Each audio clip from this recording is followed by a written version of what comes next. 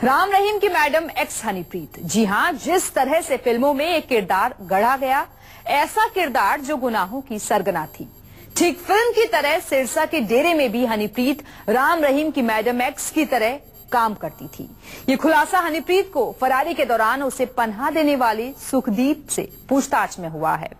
सुखदीप ने पुलिस को बताया कि 25 अगस्त को पंचकुला हिंसा के बाद हनीप्रीत सिरसा में डेरा सच्चा सौदा के मुख्यालय गई थी और वहां जाकर उसने अहम सबूत मिटा दिए थे। सूत्रों की माने तो फरारी के दौरान भी डेरे में हनीप्रीत के ही आदेश चल रहे थे।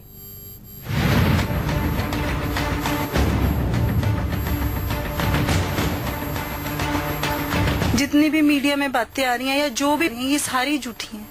जो मेरे पे केस है, ये सारा कुछ, ये सब झूठा है। 38 दिन की फरारी के बाद जब हनीप्रीत सामने आई तो कैमरे पर रोते हुए अपने ऊपर लगे सभी आरोपों से इनकार किया। लेकिन एक हार्ड डिस्क अब उसके गले की हड्डी बनने वाली है, उसके कई राज खोलने वाली है, हर उस झूठ से पर्दा उठाने वाली है जिसे आस्था का चोला ओढ़कर डेरे में किया गया। इस हार्ड डिस्क में बंद है डेरे का गोरख धंधा। इस हार्ड डिस्क में कैद है राम रहीम और हनीप्रीत के रिश्तों का सच। इस हार्ड डिस्क में छुपा है राम रहीम और हनीप्रीत के हवाला कारोबारियों का कनेक्शन। इस हार्ड डिस्क में राम रहीम की 700 करोड़ की प्रॉपर्टी की डील भी बंद है। करीब 1.5 महीने के बाद हरियाणा पुलिस को डेरे की एक हार्ड डिस्क हाथ लगी है जो डेरे की प्रॉपर्टी और हवाला कारोबारियों से जुड़े होने की बात कही जा रही है। वहीं पर ईडी यानी इन्फोर्समेंट डायरेक्टोरेट सिरसा से लेके देश में फैले हुए बाबा के डेरों की जांच शुरू कर देगा। कहा जाता है कि हवाला कारोबारियों और प्रॉपर्टी के साथ साथ डेरे में जितने भी कुकर्म होते थे उन सब की डिटेल्स हनीप्रीत को पता है। भले ही हनीप्रीत खुद को बेगुनाह बता रही है, लेकिन कहा जा रहा है कि वो राम रहीम के हर गुनाह में बराबर शरीक थी। इसलिए हार्ड डिस्क में हनीप्रीत के कई राज कैद हैं। हार्ड डिस्क खुलेगी और हनीप्रीत का गुनाह भी सबके सामने आ जाएगा।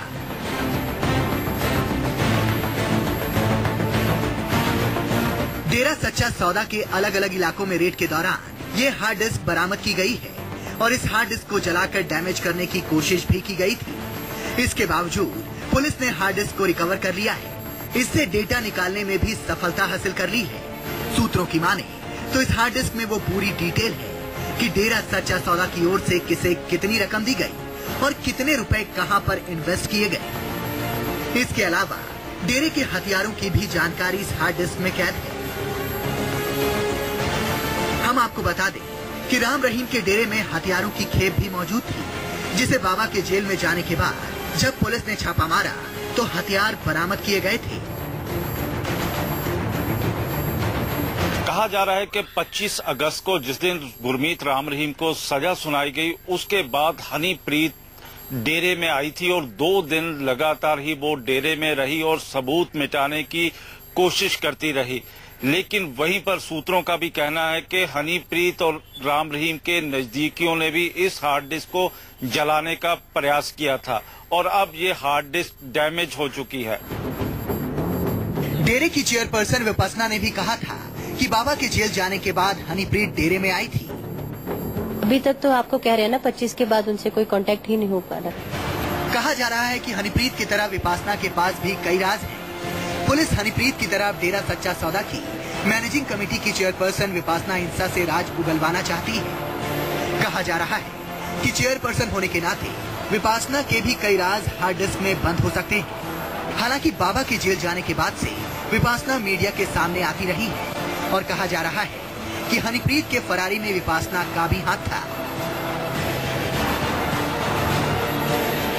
हनीप्रीत और विपसना के अलावा रोहतक जेल में 20 साल की सजा काट रहे गुरमीत राम रहीम का जो भी राजदार रहा है, पुलिस की अब उस पर पैनी नजर है। विपसना के जरिए पुलिस न सिर्फ हनीप्रीत बल्कि गुरमीत राम रहीम के दूसरे राजदारों के बारे में पता करना चाह रही है। इसमें डेरा के थिंक टैंक में शामिल रहे डॉक्टर आदित्य इंसा का नाम भी शामिल है। हम आपको बता दें कि ईडी ने डेरा सच्चा सौदा के खिलाफ रेगुलर इंक्वायरी शुरू कर दी है। बताया जा रहा है कि राम रहीम के पास 700 करोड़ की प्रॉपर्टी है। होटल से लेकर कई प्रोडक्ट भी डेरे के नाम से हैं। अब ये जानने की कोशिश की जा रही है कि इतनी प्रॉपर्टी कहां से आई, किसके नाम से इन्वेस्टमेंट है। इनकी जानकारी हार्ड डिस्क से खुलने वाली है और मुख्य जांच का केंद्र है बलात्कारी की सबसे बड़ी राजदार हनीप्रीत, जो पुलिस कस्टडी में कुछ बता नहीं रही है, लेकिन हार्ड डिस्क उसके गले की हड्डी बन सकती है। Bureau report, news 24। पुलिस की जांच में हनीप्रीत से जुड़ा एक और बड़ा खुलासा हुआ है। प्रियंका तनेजा और हनीप्रीत इंसा के अलावा हनीप्रीत का तीसरा नाम भी सामने आया है। वहीं सूत्रों के मुताबिक सुखदीप ने भी पुलिस को हनीप्रीत के बारे में कई अहम जानकारियां दी हैं, जिससे हनीप्रीत के 17 सिम कार्ड्स का राज खुला है। हनीप्रीत 17 सिम कार्ड क्यों इस्तेमाल करती थी, ये सिम कार्ड किस किस के नाम से हैं, इसकी जांच पुलिस कर रही है। ये खास रिपोर्ट देखिए। पुलिस जांच में हनीप्रीत पर नए खुलासे। सामने आया हनीप्रीत का तीसरा नाम,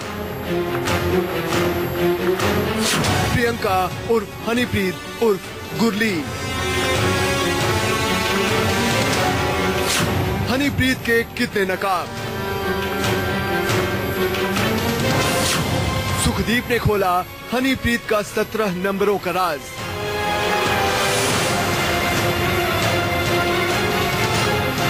जैसे जैसे पुलिस की जांच आगे बढ़ रही है, हनीप्रीत से जुड़े नए नए राजों से पर्दा उठता जा रहा है। अब तक दुनिया को हनीप्रीत के 2 ही नाम पता थे। पहला नाम प्रियंका तनेजा, जो उसके परिवार ने दिया था, और दूसरा नाम हनीप्रीत इंसा, जो राम रहीम ने दिया था।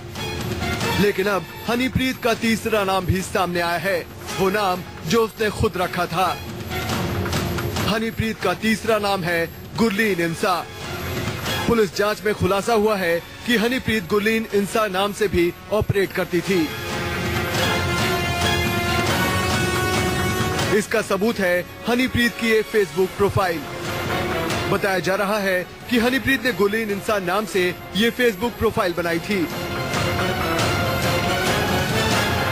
अब गुरलीन इंसा की फेसबुक प्रोफाइल से सारी जानकारी डिलीट कर दी गई है, मगर पहले इस प्रोफाइल पर बकायदा राम रहीम और हनीप्रीत की फोटो भी लगी थी और सारी जानकारी भी दी गई थी।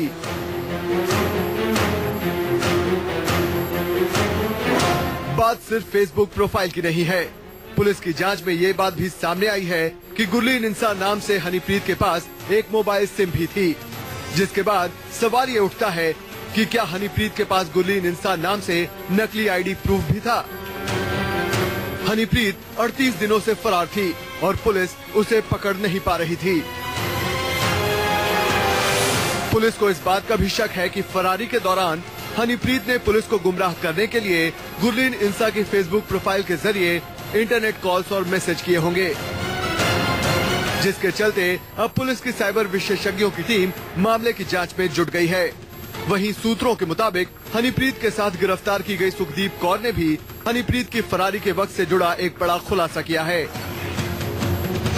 सूत्रों के मुताबिक सुखदीप ने पुलिस को बताया कि फरारी के दौरान हनीप्रीत लगातार आदित्य इंसा, पवन इंसा और फरार चल रहे डेरे के तमाम लोगों से संपर्क में थी।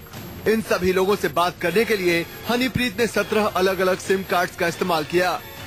हर एक 2 दिन में हनीप्रीत पुराना सिम कार्ड तोड़ देती थी और फोन करने के लिए नए सिम कार्ड का इस्तेमाल करती थी।